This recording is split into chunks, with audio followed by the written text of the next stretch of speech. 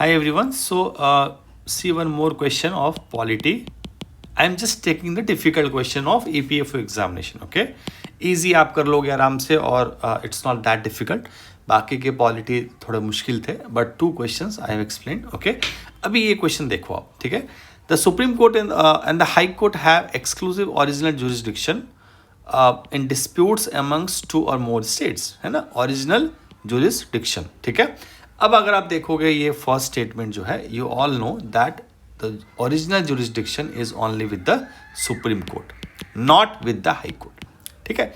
अब in the constitution of India article 131 you can see, and I also asked so many times in the daily quiz also कि जिनका original jurisdiction जो है that is between the 2 or more states and government of India versus 1 or more states, है ना. So definitely first statement is incorrect. Second statement अगर आप देखो तो only supreme court, high court have the power of to issue writs. District courts के पास ये power नहीं है, राइट. अगेन ये भी क्वेश्चन आपने किया होगा solve. If you remember, if you don't remember, go to website and solve कीजिए उनको. ऐसे खाली बैठे रहने से तो कुछ नहीं होने वाला है. जब आपका एग्जाम इतना मुश्किल है तो आपको फेस करना पड़ेगा क्वेश्चंस को, और क्वेश्चन जब तक सॉल्व नहीं करोगे ना तब तक आइडिया भी नहीं लगेगा आपको कि आपको कुछ आता भी है या नहीं आता है.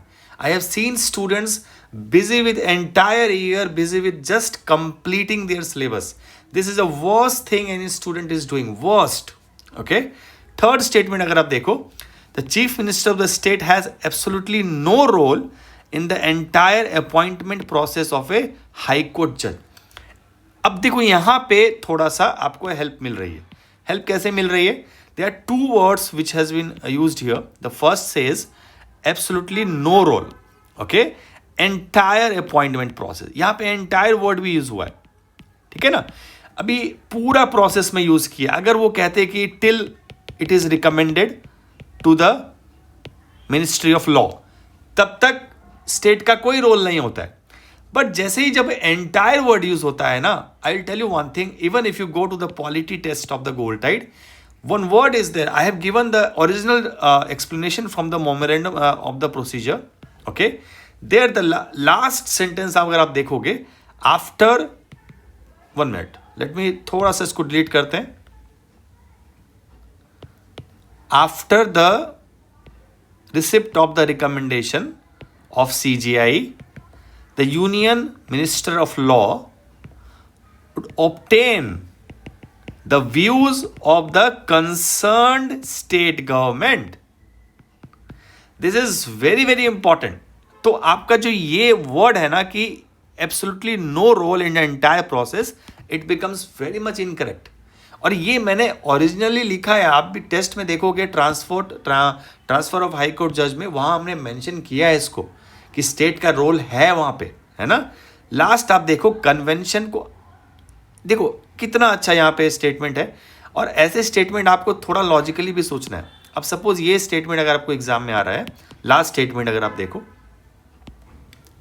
Local customs and conventions which do not contradict a statute और ए कॉन्स्टिट्यूशन आर रिकॉग्नाइज. क्या मुश्किल है अगर कोई ऐसा कस्टम्स कन्वेंशंस तो हमारे कंट्री में भर भर के हैं, राइट.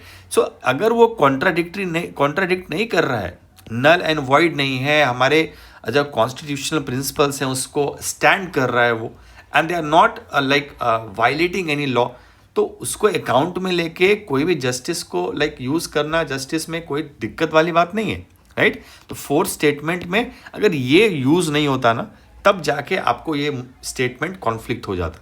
सिंपल आपको दिया है, तो ये सही है, ये गलत हो गया, सेकंड स्टेटमेंट गलत हो गया, and the first statement answer is only one. Answer is only one, ठीक है. So this is what about this question. मुश्किल था थोड़ा, पर अगर आपने गोल्ड टाइड में क्वेश्चंस किए हैं तो आप खुद ही आप बोलो, मुझे बोलने की जरूरत नहीं है, है ना. This is what.